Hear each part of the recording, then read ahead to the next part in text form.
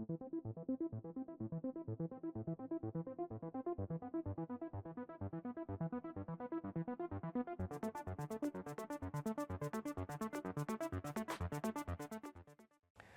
everyone, welcome back to the range.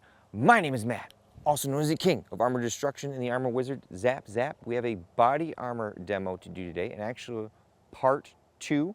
A very nice follower from Instagram, Ted N, thank you very much to him, donated another one of the Blackbeard protective products plate for us to test. We actually tested this not too long ago. Essentially, this plate was designed for a US SOCOM contract bid, and for whatever reason, I think this manufacturer didn't win that bid, and Blackbeard Protective Products was able to buy up all the plates and finish them and offer them for a very lucrative price. That plate that we tested last time held up very, very well to all of our 5.56 threats, but some of our 308 threats were actually penetrating. We did shoot them out of a longer barrel length, so today, under the request of Ted, since he donated that, we're going to use the 16-inch barrel to shoot some 308 threats, and I even brought some of our 7.62 by 3.9 API BZ that we're going to shoot at it, because that's a very interesting threat to shoot. Very expensive here in the US. This particular model weighs 4 pounds 15 ounces or 2.24 kilograms. It is approximately 900 thousandths thick or 22.81 millimeters. You can see all of those nice sexy curves there depending on your body type. Multi-curve plates fit some a lot better than our single curves. Now, if this is the first time you're coming across my channel, we do all of our body armor demos completely different than pretty much everyone else on YouTube. Now, I'm not an NIJ lab, but I do try to stick to some constants so that we can take valid data away from these tests. Since this is rifle armor, I shoot at 45 feet. I also shoot at 0 degrees because that represents worst case scenario. Since this employs a ceramic strike face that does extend all the way out to the edge, per the NIJ, we've gone ahead and dropped it on its face 2 times as a preconditioning test. Now, for any of my newer armor testings, I mark a DT over here on the corner that indicates that I've done the drop test, and then I do a torque test. That's where I take each end of the plate and I apply opposing pressure to it to listen for any cracks. And if I hear any, I mark it with a C and a check mark, and if I don't hear any, I mark it with a TQ, meaning that I didn't hear any cracks. Last time when we did a drop test on the other one, that one passed with flying colors as well as this one. We also use a chronograph whenever possible because we need to know the velocity of that bullet. It's a Pro Chronopal Digital DLX. It's around 80 to 85 degrees outside today. We also use a giant clay briefcase filled with Roma Plastilina #1 clay that acts as our compressible media to put the body armor up against, and it weighs like 80 pounds, so it's kind of a sturdy mount. Now, I can't keep the temperature of that clay up to certify it out here, and it adds a considerable amount of time to do all that leading up to it. And again, I want you guys to take information away. At the same time, I still want to be somewhat entertaining, and I still value a lot of my time, so we don't try to heat that clay up, and it's just a representation of what it could be. We also put a spreadsheet here at the beginning that kind of foreshadows all the threats that we're going to shoot at it. We mark the velocities and whether it penetrated, and in the end we do a tear down because a lot of people are also interested to see what the inside of our plates look like, especially when some companies claim that your plate has edge-to-edge protection, and usually end users have no way of really checking that. So that's kind of what I'm here for. You know, we'll make sure that if they claim edge-to-edge, which Blackbeard Protective Products does have an edge-to-edge strike face, and from the last testing when we tore it down, it did, we can validate all of that during our teardown. It's starting to rain on us, but it's a light rain, and I want to get these armor tests done. We're going to start the first shot off with our 7.62 by 3.9 API BZ. This is a little armor-piercing incendiary load, very, very capable.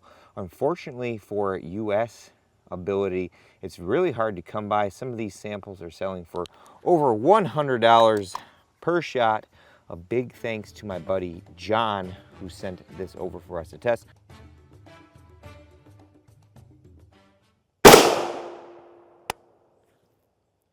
Pretty darn good velocity off that. Now time to get on to those other 30 caliber threats. We've got our 16-inch CZ 557 Urban Counter Sniper. I've got 4 loads here.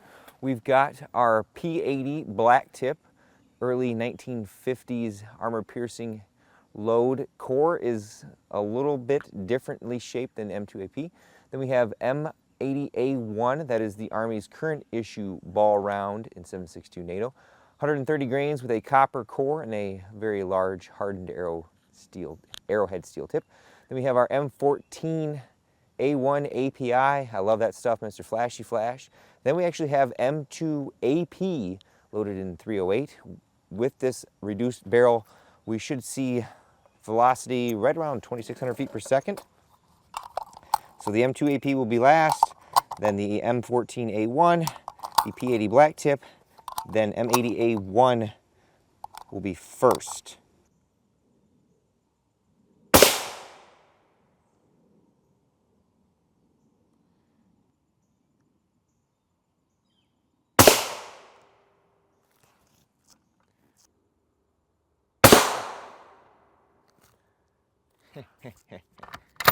All right, now the M2 AP.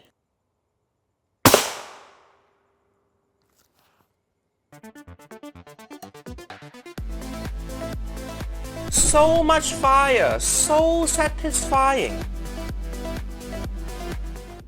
All right, I do believe all of our ducks are in a row. Quack, quack. Here was our 762 by 39 API. Then here was our M14 A1 API. Here was our M80 A1. Here was the P80 black tip. And then here was the M2 AP load. Place those bets in the comments below. Now I did save maybe 2 shots on this plate if we don't get any penetrations from this. Otherwise, that's a lot for a plate to handle. Did I shoot another one of my straps? Ruh-oh, Raggy. We had a penetration from the M2 AP load and the M14 A1 API. But our M80 A1 and our P80 black tip, oops, the other way around, our M80 A1 and P80 black tip were stopped, as well as our 762 by 39 API. We tested this plate prior with the 5.56 threats, and it handled them without issue. I'm not quite sure what else we can throw at this plate besides going up in barrel length, and I think that's where we got into trouble last time, was that this plate isn't a level 4 plate per se.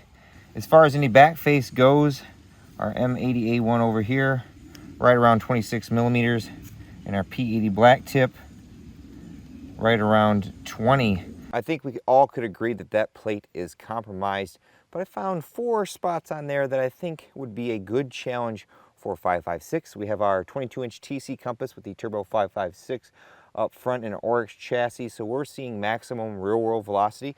We have M855A1, that is the Army's current issue ball round, all the way down to basic, 62 grains with a copper core and a larger and harder arrowhead steel penetrating tip. Very, very nasty stuff against all material types.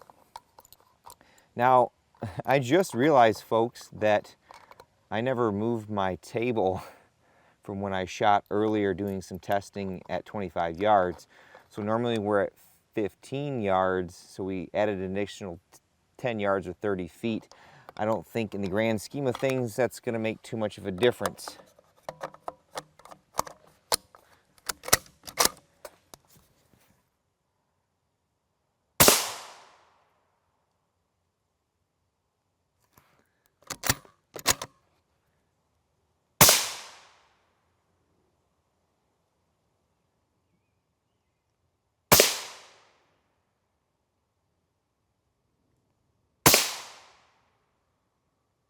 Well, that 10 yards does make a difference for my offsets, at least. Normally, I'm on the 10 mark, and I'm spot on, and I'm a little high. Our first shot, I wanted to be right here, and we ended up here, and that's not a fair hit because you can see that the round went up that way. Our second shot was right here. We were a little high. Our third shot right there, and then our fourth shot was right there, again, high. Place those bets in the comments below. At this point, I think we're done with this particular plate. I forgot about the table being out at 30 yards. No pass-throughs, folks. Just on that unfair hit of our M855A1, because you can see that it actually went up And so there wasn't anything for the polyethylene to actually catch. Let me zoom out a little bit here. Go down, of course. But all of our other shots, we'll peel this off to confirm, but they were stopped. Very, very impressive for such a light plate and very economical for purchase. What's left of them anyways, they're pretty much a one-time buy. If you saw the last video from our Blackbeard Protective Products SOCOM plate, the teardown should be of no surprise. We have pretty much the same construction here. We have foam in the back, right around 120 thousandths thick. This does help control our back face a little bit and helps protect the plate against any bumps. Not too shabby there. We have our outer covering.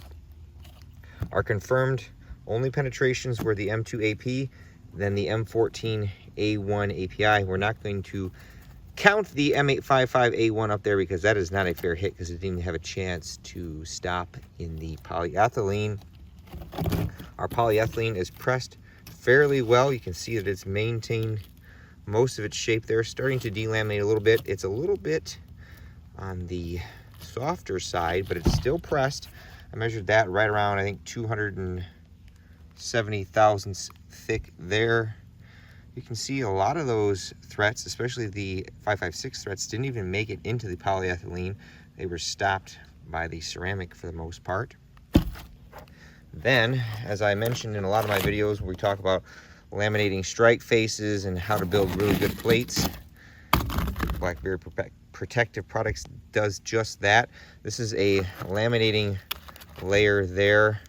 Our ceramic, which is some kind of hybrid silicon carbide, boron carbide, I think, is right around 366 thousandths thick, and you can see how much of the plate still remains. I mean, there's a lot of it on the table here. We do have edge-to-edge coverage, but that laminating layer helps keep that ceramic together and helps keep it from shooting out. Here's the front side of it. You can see all the cracks propagating, but again, solid ceramic everywhere else. 556 threats degrade the strike face a lot less than our 30 caliber, so you could take quite a few hits on this. Then we have our foam up front, right around 120 thousandths. I would assume this is the same foam as the back, so very capable. And of course, here's our front Cordura fabric cover. And that's about all she wrote, folks. A very nicely done plate. I would like to see some foam on the outer edge perimeter. Oh, there is, it could use a little bit of foam on the outer edge perimeter for any bumps or anything, but otherwise, solid plate construction. I feel this plate had outstanding construction. We've got a pressed backer, we have back face foam, we have drop face foam, edge to edge ceramic that is laminated, and it did very well at containing multiple shots of various different armor piercing threats. As I mentioned, these plates are a one-time buy. They were from some kind of like overrun contract that didn't win.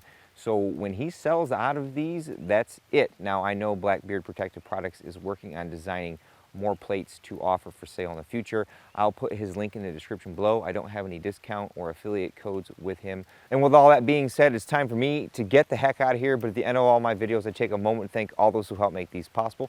Number one is my Patreon and Subscribe Star fans. I have a link tree in the description below. Various different ways to contact me if you have any questions or support me. A lot of times I don't get notified of YouTube comments, especially if they're replies. So you can always hit my About page on YouTube, and there's like a little business inquiry to email me. I try not to leave that out in the open so I don't get spammed, or send me an Instagram direct message on Instagram or Facebook.